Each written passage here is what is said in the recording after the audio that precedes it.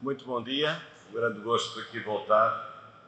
Já estive há 4 anos, quando o ISPOC tinha feito o primeiro aniversário, mas hoje é realmente um grande dia, porque este primeiro simpósio comemora o 5º aniversário desta instituição.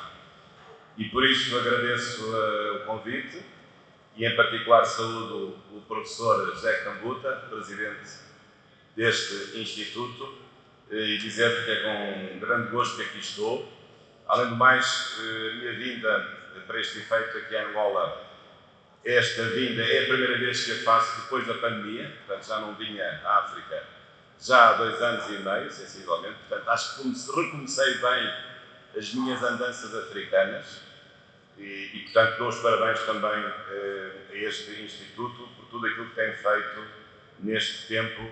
Em 5 anos, tanta coisa que se fez, comparando com aquilo que eu vi há 4 anos, de facto, muita coisa foi feita. Também gostaria de cumprimentar o colega que vai moderar aqui a minha intervenção, o Dr. Hernani Chissendi, também muito gosto em conhecê-lo e tê-lo como moderador. Também para mim é de facto um grato gosto aqui estar e aproveito também para oferecer alguns dos meus mais recentes livros também à vossa biblioteca. Já agora aproveito aqui para dar conta deles. Este é o mais recente, é o filho mais novo, digamos assim, Direitos Fundamentais, e depois talvez aqui 2 outros livros que já conhecem, o Manual de Direito Constitucional e o Manual de Direito Internacional Público. Portanto, são as áreas que eu tenho vindo a estudar. Portanto, faço esta oferta, espero que seja útil nos vossos trabalhos. Eles estão à venda na Livraria Almedina. Às vezes é difícil trazer os livros para Angola, mas também é possível muitas vezes fazer o download junto da própria editora. Bom, em relação ao tema que me traz aqui, é um tema, eu julgo que é um tema interessante, que é discutir o direito, religião e sociedade. Eu vou seguir este PowerPoint que estão ali a ver, julgo que facilitará um pouco também aqui a minha comunicação. E alguns poderão interrogar, mas sendo eu jurista, qual é o interesse de estar a misturar a religião com o direito e com a sociedade? Essas coisas não são incompatíveis? A religião e o direito? Não são incompatíveis, porque a religião é um fenómeno social. Há várias ciências que estudam a religião, a começar pela própria teologia, que é a religião de Deus, de descobrir Deus, mas há outras ciências sociais e humanas que também estudam o fenómeno religioso. Desde logo a história, o fenómeno religioso é um fenómeno que já vem desde que nos conhecemos como Homo sapiens. O Homo sapiens também era um homo religioso, sabemos disso, as provas antropológicas não enganam, mas também temos a sociologia das religiões, e hoje, sobretudo, num contexto de pluralismo religioso, que ainda por cima tem, às vezes, laivos de conflito religioso.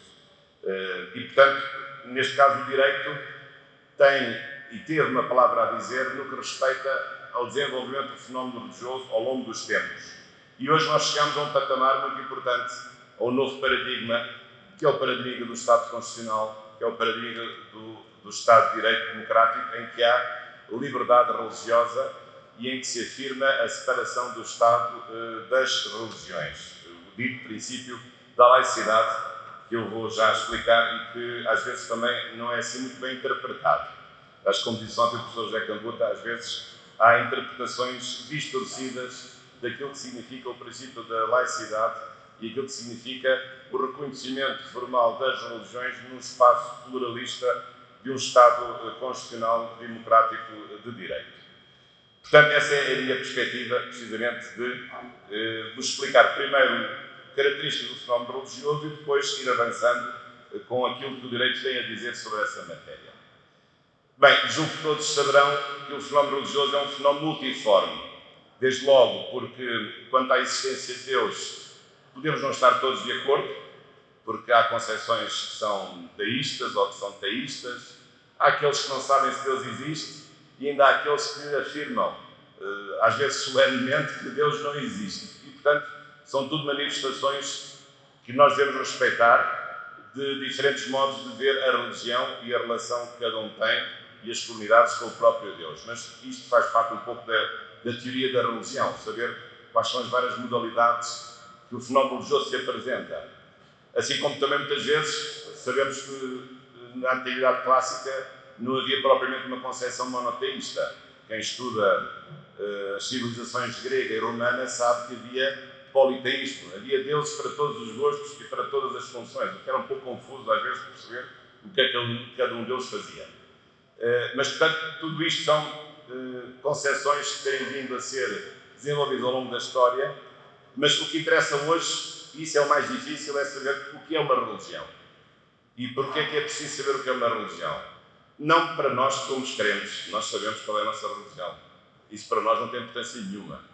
Mas tem importância para o direito, porque se o direito vai dizer certas coisas sobre uma religião, dizer o que é que ela pode fazer e o que é que ela não pode fazer, tem que saber o que é uma religião, para não misturar alhos com bugalhos. Porque uma religião não é um desporto, uma religião não é um partido, uma religião não é uma filosofia. E, portanto, é preciso saber qual é o conceito de religião. É das coisas mais difíceis, para não dizer impossíveis. Mas eu proponho aqui uma solução. Uma religião, no fundo, resume-se a 3 elementos. Um conjunto de crenças sobre verdades que nós devemos cumprir, dotadas de uma normatividade, de um dever ser, pessoal e comunitário, mas esse dever ser pertence a um foro superior, àquilo que nós achamos que é o sagrado, distinguindo o sagrado do profano. Lembro-me de um célebre livro de um autor europeu, Mircea Eliade, O Sagrado e o Profano, um grande teorizador das religiões, mas também, claro que esse sagrado está em conexão com uma divindade superior, com um ser superior. Portanto, a religião pode ser definida com uma certa precisão com base nessas 3 características.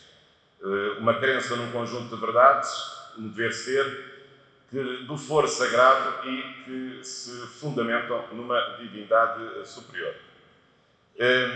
E, portanto, assim fica feita esta proposta da definição do conceito de religião. Ora bem, e agora precisamente que vem a dimensão jurídica. Portanto, sabendo nós o que é uma religião, é preciso saber o que é que o direito tem a dizer sobre a religião. Nós temos, na nossa experiência de vida, sabemos que o direito tem relações com a religião. Há normas religiosas que também são normas jurídicas. Não matar ninguém, por exemplo, não torturar ninguém, respeitar a liberdade das pessoas. Isso são normas religiosas de qualquer religião, julgo eu, mas também são normas jurídicas. Mas pode haver uma situação contrária, pode haver conflitos entre normas jurídicas e normas religiosas. Os conflitos são vários. A questão do aborto, por exemplo, o direito pode permitir, mas as religiões não permitem. A eutanásia, nós em Portugal estamos agora a ferver com esse assunto da eutanásia, porque foi confirmada a lei da eutanásia e agora o Presidente da República, se não invocar a objeção de consciência, terá mesmo de promulgar essa lei.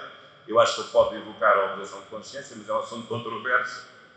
Mas também pode haver relações de indiferença. A maior parte das normas jurídicas não tem nada a ver com a religião.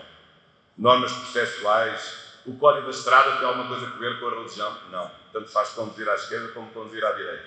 Nem sequer tem qualquer conotação política. Portanto, a maior parte das normas jurídicas não tem a ver com o fenómeno religioso. E pode haver até normas de cooperação entre o fenómeno religioso e o direito. E, portanto, é por isso que hoje tem vindo a estudar cada vez mais o novo ramo do direito, que nós chamamos Direito da Religião, Kirchenrecht, Direito Eclesiástico é o nome que é atribuído, por exemplo, em Espanha, em Itália, ou Direitos das Religiões é o nome que costuma ser utilizado, por exemplo, na França. Portanto, era um pouco sobre isto que vos vou dar deixar algumas reflexões sobre aspectos importantes nesta matéria. E o primeiro aspecto tem a ver com uma evolução histórica. Ao longo da história, nós para chegarmos hoje a um paradigma de laicidade e de liberdade religiosa, esse paradigma teve um conjunto de vicissitudes muito importante e ainda, aliás, vicissitudes prévias ao próprio cristianismo. E podemos considerar aqui a existência de 4 modelos. 4 modelos de relação do Estado e o poder político e o direito com a religião.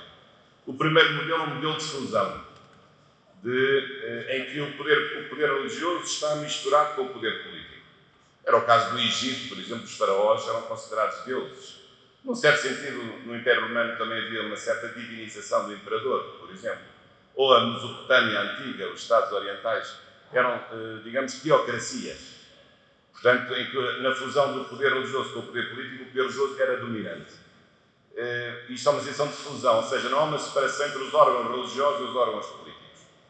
Depois pode haver uma outra ação diferente em que há uma separação, mas eles identificam-se um com o outro. Isto é, não se misturam, mas um manda no outro. Há uma identificação com o predomínio de uma religião. E, portanto, foi o que sucedeu, sobretudo na Idade Média, e foi o que sucedeu em muitos países protestantes, em que, de facto, o rei dominava, embora separado da religião protestante, mas o rei dominava, através do sistema chamado jurisdicionalista, ou jurisdicionalismo, dominava e regulamentava o exercício da religião protestante. Mas quando chegamos ao século XIX, com as revoluções liberais e com várias conquistas do pensamento contemporâneo, chegamos à conclusão que a melhor maneira não é nem a fusão, nem a identificação, mas a separação entre o fenómeno religioso e o fenómeno político e o Estado. O que não quer dizer que não possam colaborar, mas as questões da cidade de Deus é uma coisa e outra coisa é a cidade dos homens, é outra coisa. Portanto, os dois mundos, embora se possam comunicar, mas são critérios diferentes.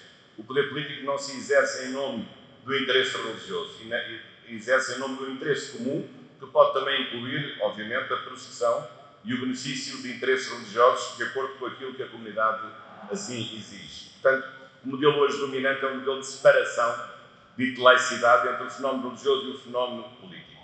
Isto também está associado hoje a um novo direito fundamental muito importante, que começou a ser desenvolvido a partir do século XIX, portanto, a partir do momento em que começámos a ter direitos fundamentais, que é precisamente a questão da liberdade religiosa. E, portanto, a liberdade religiosa começou a ser consagrada no século XIX, em vários países, foi-se alastrando, e hoje é, de facto, um direito muito importante reconhecido em todos os países. No entanto, este modelo de separação ainda se distingue de um quarto modelo, que é o modelo mau, mas que está, digamos assim, espero eu, a desaparecer, que é o modelo da oposição do poder político ao fenómeno religioso. Ou seja, o modelo do laicismo, não laicidade, mas laicismo. A perseguição que o poder político faz ao fenómeno religioso. O facto do poder político não querer que se possa exercer a religião ser algo de inconveniente, de inimigo. Aliás, recorda-se a frase de Karl Marx, que a religião era o ópio do povo. É verdade que depois Lenin aceitaria que os comunistas pudessem ter uma religião, mas apenas uma religião privada, mas nunca uma religião pública, nem sequer com reconhecimento exterior dos sinais de religiosidade humana. Karl Marx fez esta frase, aliás, numa introdução de um outro livro, de um outro autor, no sentido de que as pessoas que praticavam uma religião eram pessoas que estavam alienadas, estavam diminuídas, estavam anestesiadas e, portanto, que as superestruturas da burguesia utilizavam a religião para enganar as pessoas, para anestesiar as pessoas, para que elas não sentissem o sofrimento e a desigualdade e a injustiça. Não me parece que tivesse razão. Aliás, a religião continua, mas o marxismo já foi. Portanto, acho que ele não tinha razão, manifestamente. Não só não tinha razão nisto, como noutras coisas. Bom, mas, portanto, hoje o modelo que prevalece é o modelo realmente de laicidade. Depois pode ter várias dimensões, laicidade sem cooperação ou com cooperação entre os vários aspectos da vida social e da vida económica. Agora vamos pensar em Angola em concreto, o vosso sistema jurídico. O que é que o vosso sistema jurídico tem a ver com a religião? Em que aspectos é que a religião é tratada no vosso direito, no direito angolano? Há várias coisas a dizer, estão aqui. Desde logo a Constituição, a vossa Constituição, que é uma boa Constituição, de 2010, tem algumas referências sobre religião, aliás, boas referências. Não só consagra no artigo 10º o princípio da laicidade, mas uma laicidade cooperativa, é preciso não esquecer isso. Não é uma laicidade no sentido de dizer que o Estado não é laico, não tem religião, mas também não quer saber das religiões. Isso não é verdade. Basta ler o que está aqui. Diz que há separação, mas depois diz: o Estado reconhece e respeita as diferentes religiões, o Estado protege as igrejas e as confissões, bem como os lugares e objetos de culto. Portanto, há aqui uma atitude de reconhecimento e de proteção do fenómeno religioso, dentro de certos limites que também estão aqui consagrados na Constituição. Depois temos o artigo 41, que é um artigo muito importante, é o artigo da liberdade religiosa, no seu conjunto, e a matéria da liberdade religiosa é tão importante que é mesmo erigido a um limite material de revisão, de acordo com o artigo 236 da linha guia da Constituição. Mas depois, aqui em Angola, aplicam-se outras normas internacionais, a Declaração Universal dos Direitos Humanos, que é um artigo sobre a liberdade religiosa, o Pacto Internacional de Direitos Civis e Políticos e também a Carta Africana dos Direitos do Homem e dos Povos, são todos instrumentos internacionais desta matéria. Além do mais, tem ainda um acordo-quadro entre Angola e a Santa Sé e tem também uma importante Lei da Liberdade Religiosa, aliás, uma segunda lei, já de segunda geração, uma Lei da Liberdade Religiosa que consagra um conjunto de procedimentos para o reconhecimento das várias religiões. E, portanto, penso que o vosso quadro jurídico é um quadro bastante importante e satisfatório, que o julgo protege a liberdade religiosa e também limita as atividades que às vezes algumas pertencem às religiões desenvolvem e que não são realmente de justificar e de aceitar. Agora, vamos ver qual é o conteúdo concreto dessa mesma legislação e quais são os princípios da relação do Estado e do poder político com a religião. Habitualmente nós costumamos referir a estes princípios, que aqui estão. O princípio da laicidade ou da aconfessionalidade. O Estado não tem uma religião oficial, não deve ter. E o Estado não se pronuncia sobre questões religiosas. E isso é bom, porque o Estado assim não se intromete onde não deve e também não persegue, porque a perseguição também é uma forma de confessionar negativa. O laicismo também é uma forma de confessionar, mas negativa. Portanto, o princípio da laicidade é um aspecto muito importante de separação das religiões. Mas depois temos também um outro princípio muito importante, que é o princípio da cooperação. A laicidade não é uma laicidade negativa, ou uma laicidade estrita, ou neutral. É uma laicidade de cooperação com o fenómeno religioso. O cooperação significa o quê? Apoiar, de acordo com os desejos da sociedade, dos grupos sociais, das várias religiões que existem, conforme a sua representatividade, com certeza que não se vai dar mais a uma religião minoritária do que aquilo que se vai dar à religião maioritária em relação à outra. Portanto, tem de haver aqui também um princípio de proporcionalidade no tipo de colaboração que o Estado deve ter, o Estado aqui em sentido amplo, com nos seus diversos níveis de poder, com os diferentes fenómenos religiosos. Outro princípio muito importante é o princípio da liberdade religiosa, de ninguém ser constrangido de exercer a sua religião, de não ser coagido e haver a liberdade física até na prática religiosa, e o princípio da igualdade e o princípio também da tolerância religiosa. Portanto, são vários princípios que habitualmente nós costumamos referir. E agora vamos ver em concreto o que é que significa a liberdade religiosa. Há um aspecto importante, quando falo em liberdade religiosa, também incluo um outro conceito mais amplo, que é a liberdade de consciência. Porque a consciência pode não ser religiosa, pode ser apenas moral ou filosófica. Mas digamos que há uma consciência religiosa e há uma consciência não religiosa. Mas a liberdade religiosa inclui também a liberdade de consciência. Isto é, de a pessoa agir sem coação externa, segundo os ditames da sua consciência moral, seja uma consciência religiosa ou não. Isto é uma coisa muito importante e tem como consequência, precisamente, o direito à objeção de consciência. A liberdade de culto está incluída normalmente na liberdade religiosa porque não há culto sem religião. A consciência não tem culto. Só a religião costuma ter um culto associado, mas nem todas as religiões têm um culto que é associado. Depois, a liberdade religiosa é um direito muito importante porque tem dois aspectos muito importantes. Tem uma dimensão individual e tem uma dimensão institucional. Ou seja, a liberdade religiosa exerce pelas pessoas, cada um de nós tem uma liberdade religiosa, de ter uma religião, de não ter, mudar de religião, de ter atos de culto, de se reunir em público ou em privado, de exteriorizar os seus sentimentos religiosos. Costumamos distinguir entre conteúdo positivo e negativo. O conteúdo positivo é o direito de exercer a religião, o conteúdo negativo é o direito de não ser perseguido por não ter uma religião, ou deixar de ter uma religião. Mas, portanto, há em todas as dimensões da esfera humana uma liberdade religiosa que é individual, diz respeito às pessoas físicas. Mas neste direito é um caso curioso em que também é um direito de pessoas coletivas.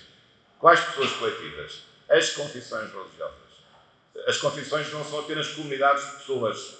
Em qualquer religião, as pessoas que são religiosas vivem em comunidade. Há uma comunidade até mística, digamos assim, que é um conjunto de pessoas físicas. mas há também um conjunto de pessoas coletivas e, portanto, a religião também se manifesta numa dimensão orgânica através de pessoas coletivas. Podem ser de diferentes naturezas, conforme depois a legislação que se aplique. No caso da Igreja Católica, são as pessoas canónicas. São pessoas coletivas de direito canónico. Mas, noutras confissões religiosas, pode também haver pessoas coletivas, mas não têm esta denominação e não têm este regime. Neste caso, as outras pessoas coletivas estão previstas precisamente na Lei da Liberdade Religiosa, que estabelece as regras de criação dessas mesmas pessoas coletivas religiosas. E este direito é muito importante porque, além de ser um direito de liberdade e garantia, portanto, tem uma força jurídica imediata e diretamente aplicável, é ainda por cima um limite, já referi, à própria revisão constitucional. Portanto, liberdade religiosa individual, liberdade religiosa institucional. Agora vamos ver mais 3 aspectos, e com isso vou terminar, de aspectos mais concretos, onde é que se vê, então, onde é que se consegue perceber o problema da relação do direito com a religião. Quais são os casos difíceis, digamos assim. Porque isto é tudo muito fácil quando não há conflitos. O problema é quando os conflitos aparecem. E é preciso resolver esses conflitos. Um primeiro grupo, ao qual chamei religião e autonomia. Quais são os casos aqui? São estes. Desde logo as questões do direito à vida. Quando há a despenalização indiscriminada do aborto, há um problema sério, porque, do ponto de vista religioso, o direito à vida, no caso do cristianismo, ainda por cima está nos 10 mandamentos, é um problema complicado que o direito não reconheça ou não institui um dever que é um dever religioso e, portanto, que se possam matar pessoas livremente através do aborto que seja livre, não respeitando aquilo que as religiões ditam precisamente em sentido contrário. Isto no princípio da vida, porque a vida começa com a concepção, não começa com o nascimento. Às vezes os alunos perguntam, mas ao seu professor, mas as pessoas físicas só adquirem personalidade jurídica com o nascimento. É o que diz o Código Civil. Pois é. Então, mas antes de nascer, o que é que lá estava? Estava um gato ou um cão? Não. Era uma pessoa já. Então é só com o nascimento que aquilo que não era passa a ser? Não. Já era um ser autónomo desde a concepção, em fases diferentes de desenvolvimento, mas a pessoa humana não aparece com o nascimento. Aliás, o Código Civil até diz nascimento completo e com vida. Claro que atribui uma coisa muito importante, que é a chamada personalidade jurídica. Mas para proteger a pessoa não é preciso o Código Civil atribuir personalidade jurídica. Ela já está protegida antes. Como? A partir do momento em que a Constituição diz que a vida humana é inviolável. Ora, a vida humana é inviolável desde a concepção até à morte natural. E, portanto, não é nenhum Código Civil que vai distorcer e que vai tornar imperfeita essa proteção que está perfeita ao nível da Constituição, no sentido de acharmos que a vida humana é inviolável ou que há um direito à vida desde a concepção até à morte natural. E, portanto, esse é um problema sério que se tem colocado. Claro que, às vezes, o aborto pode ser considerado não punível ou justificado quando há um conflito de direitos e de bens jurídicos. No caso do conflito com a vida da própria mãe, por exemplo, é uma situação que tem sido referida, e outros casos. Já agora, a eutanásia é ao contrário, é o problema do fim da vida, em que alguém quer morrer, mas não pode fazer sozinho. Claro que quem se quer suicidar não há nenhuma maneira de proibir o suicídio, porque nós não vamos pôr na cadeia uma pessoa suicidada, não é? Isso não podemos fazer. Está morto, já não podemos condená-lo a coisa nenhuma porque ele já morreu. Isto é, se houvesse a ideia de punir o suicídio, bem, podíamos punir como tentativa de suicídio, quer dizer, aquele que não tivesse conseguido morrer, olha, ficava punido por tentativa de suicídio, mas isso realmente não existe. Mas o problema da eutanásia não é o problema de nós não reconhecermos o direito à vida dos outros. É o problema de serem outros a matar outrem, que é uma coisa muito diferente. É o problema da transferência do poder de morte, que deixa de estar na própria pessoa para ser outra pessoa que a vai matar. Isso ninguém nos pode pedir. A mim, pelo menos, não peçam, que eu não farei. E como não peçam a mim individualmente, também não peçam ao Estado de que eu faço parte. Eu sou o cidadão do Estado, neste caso do Estado português, sou contribuinte do Estado português. Não venham gastar dinheiro com o Estado português para praticar atos de morte. Isso eu agradeço que não façam, mas neste caso não tive razão porque a lei foi aprovada. Mas é o problema filosófico e jurídico da transferência do poder de morte de alguém que tem um autodomínio, tem o direito à sua própria vida, mas que vai pedir, e os outros vão fazer, um ato de morte. Com certeza em circunstâncias que nós temos que compreender que são difíceis, muitas vezes, são situações trágicas, mas no limite nós não devemos praticar a eutanásia, porque pode ser para ver um milagre, para quem acredita, pode ser para ver um medicamento novo, e se nós vamos precipitar a fazer a eutanásia, aquela pessoa já não tem mais nenhuma esperança. É como a pena de morte. Porquê é que não deve haver pena de morte? E não tem nada a ver com esta questão aqui. Também tem uma dimensão religiosa. Porque se houver pena de morte, se a pessoa for julgada erradamente, se houver um erro judiciário, não temos cá Jesus Cristo para ir ressuscitar o morto ao cemitério, porque ele já foi executado. E se houver um erro judiciário, podemos libertar a pessoa da prisão. Agora, se executamos a pessoa, já não a podemos reanimar. É impossível. E, portanto, a pena de morte é inconveniente, é injusta, porque está aprovado, há uma grande percentagem de erros judiciários e, com a pena de morte, esses erros judiciários não podem ser corrigidos. Não podem ser corrigidos. Para além do facto de ser injusto, digamos, como medida em si mesmo. Depois há um segundo aspecto, a objeção de consciência. É um assunto também complicado. Há casos fáceis de perceber, o caso da objeção de consciência no serviço militar obrigatório. Vocês aqui têm serviço militar obrigatório, em Portugal já não temos. Mas não é só nesses casos. Por exemplo, para os médicos e enfermeiros que não querem praticar o aborto, têm o direito de objetar, fazer a objeção de consciência. No caso da eutanásia também isso foi consagrado, embora alguns não quisessem consagrar, como era só o que faltava. E também, no caso português, a procriação medicamente assistida também há uma possibilidade de objetar de consciência. Depois, assistência religiosa em situações de especial vulnerabilidade, nas prisões, nos hospitais, nos estabelecimentos de menores. E depois também a proteção das questões ligadas à fé do ponto de vista, hoje, que é uma área nova do direito, o direito da proteção de dados.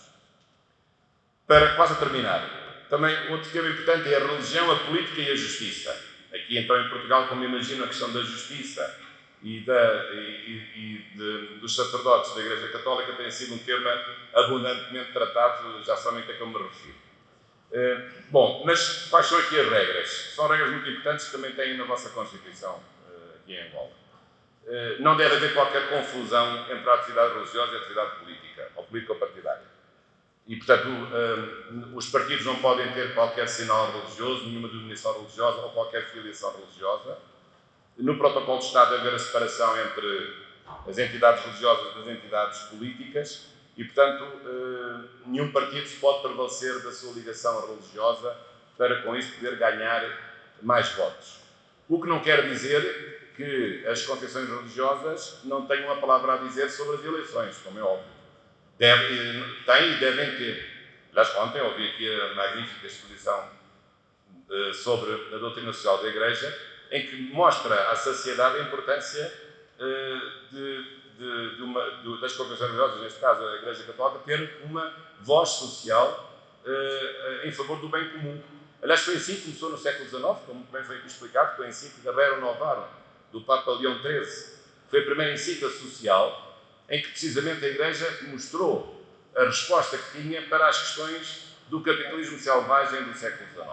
E, portanto, a Igreja nunca pode, sob pena de se trair a si própria, deixar de ter uma mensagem para a sociedade e para a economia, tem que ter, mas essa mensagem não é uma mensagem partidária. É uma mensagem que tem princípios, tem orientações, que depois os partidos devem seguir ou não, e depois o eleitor vai votar conforme a sua consciência política e moral. Muitas pessoas perguntam, mas há um voto católico, por exemplo, já que me refiro aqui, já que sou católico também, há um voto católico? Não, não há um voto católico. Não pode haver um voto católico. Mas a Igreja Católica tem o direito de dar orientações aos seus fiéis sobre aquilo que deve ser respeitado e aquilo que deve ser feito para melhor governar o país. E depois os cidadãos vão escolher o partido que melhor se adequa a essas orientações. Mas não há propriamente, não pode haver uma identificação formal de uma religião com um certo partido político. Porque isso normalmente acaba sempre muito mal. Acaba em conflitos. Já há conflitos que bastem, conflitos éticos, por exemplo, conflitos de outra natureza, mas não deve haver, para haver liberdade religiosa, não deve haver realmente, digamos, uma identificação de uma religião em particular com um certo partido político. O que não quer dizer que as pessoas de certos partidos tenham mais uma religião do que outra. Isso é natural, porque são aquelas que interpretam da melhor maneira os princípios daquela religião que mais existem no seu programa partidário do que existem noutro programa partidário. Mas é um juízo sempre temerário dizer que certo partido é da religião A e certo partido é da religião B. É um exercício sempre temerário. Devemos evitar fazer esse exercício. Eu, pelo menos, procuro evitar. Outro aspecto também em relação agora ao aspecto penal. Aqui, sabem que em Portugal temos vivido um tempo bastante tempestuoso. Houve uma comissão que identificou, já nem sei que abuso é que identificou, porque eram 500 e tal, mas depois só apareceram 30 e tal casos, ainda não percebi muito bem. Mas tem havido realmente essa busca e essa investigação, que é importante, como é óbvio, e são crimes graves, que têm que ser investigados e punidos. E portanto, é natural que isso depois tenha que ter uma resposta. Agora, o que se discute agora em Portugal é saber, por exemplo, para melhor investigar esses crimes, se os sacerdotes devem revelar o segredo de confissão. No caso da Igreja Católica, há o sacramento da confissão, não há noutras religiões cristãs, sobretudo o protestantismo. Mas então agora o sacerdote vai ser obrigado a depor em tribunal, no ponto 3, vai ser chamado pelo juiz. Então diga lá, Sr. Padre, o que é que o António lhe disse acerca do homicídio de Bento? Disse que matou Bento? O Sr. Padre agora tem que dizer aqui a verdade. Não pode dizer nada. Zero. Aliás, o segredo de confissão, o religioso, é o único segredo que nunca se pode quebrar. E eu estou-me a reportar, neste caso, ao direito português. O Código de Processo Penal português tem vários casos de quebra de segredo de justiça, segredo de Estado, por exemplo, segredo profissional. Pode ser quebrado em certas circunstâncias. O segredo de Estado só pode ser quebrado com a ordem do Primeiro-Ministro. É um dos segredos mais secretos que há. Mas ainda mais secreto do que o segredo de Estado é o segredo de confissão. Esse ninguém pode quebrar. O que não quer dizer que os sacerdotes não possam ser testemunhas. Podem ser testemunhas. Mas vão testemunhar, mas não vão testemunhar sobre aquilo que souberam no âmbito do segredo de confissão, como é óbvio. Já agora também, o Código Penal, ao contrário do que os pessoas pensam, também tem crimes de proteção de sentimentos religiosos. Isto é o quê? Por exemplo, ninguém pode perturbar uma procissão, ninguém pode destruir uma imagem religiosa, ou vilipendiar as crenças religiosas, ou fazer pouco das convicções religiosas, ou profanar túmulos ou cadáveres, tendo isso também uma dimensão religiosa. Normalmente os lugares, digamos, dos cemitérios são lugares também com uma dimensão religiosa, embora não necessariamente. Mas o Código Penal tem crimes, que estão ali no ponto 2, crimes contra os sentimentos religiosos. Quer crimes de usurpação da função religiosa, alguém que se veste de padre não sendo padre, por exemplo, isso é punido, ou alguém que perturbe uma procissão ou insulte pessoas por estarem a praticar certa religião. Tudo isso são crimes previstos também no Código Penal. E estamos já a chegar ao fim, porque não quero monopolizar aqui a nossa reflexão. Finalmente, 3 temas também muito importantes, têm a ver com a família, com o trabalho e com a educação. Na família, tem havido várias questões interessantes. No caso português, desde há muito tempo, há um casamento religioso, o católico era reconhecido como casamento autónomo, há o casamento civil, que é monogâmico, mas que pode ser entre pessoas de sexo diferente ou de sexo igual, desde 2010, foi aprovada essa alteração. Mas havia 2 casamentos, o casamento civil e o casamento canónico. Mas com a Lei da Liberdade Religiosa em Portugal, que é uma lei muito parecida com a vossa, a Lei 16 de 2001 de Portugal, passou a haver um terceiro tipo de casamento, o casamento civil sob forma religiosa. Isso é o quê? No fundo, na prática é um casamento civil, mas quem celebra o casamento já não é o conservador do registro civil, mas é o ministro de culto de uma outra religião que não é a religião católica. E há já várias religiões que são reconhecidas a praticarem esse casamento, que é na prática civil, mas, digamos, a sua celebração tem uma dimensão religiosa, tem uma dimensão cultual, porque é feita pelo ministro do culto daquela religião, se a religião for radicada. Porque nós em Portugal temos depois várias distinções e isso é possível com as religiões radicadas. Depois, um segundo aspecto tem a ver com o direito do trabalho. Também há liberdade de culto nas pessoas que trabalham.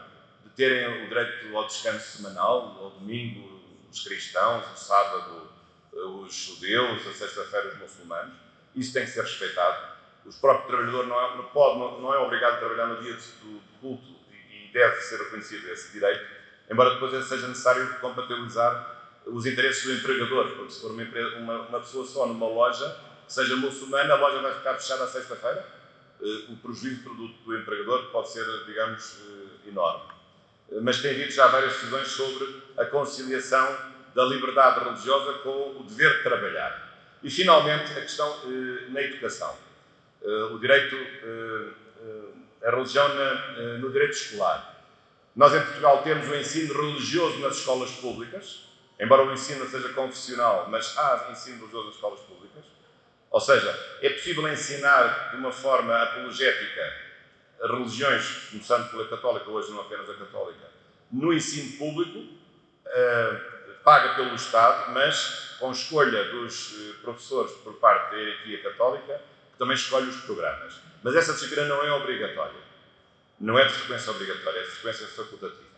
E, portanto, quem quiser pode acrescentar essa disciplina no ensino, sobretudo no ensino básico e secundário, não no ensino superior.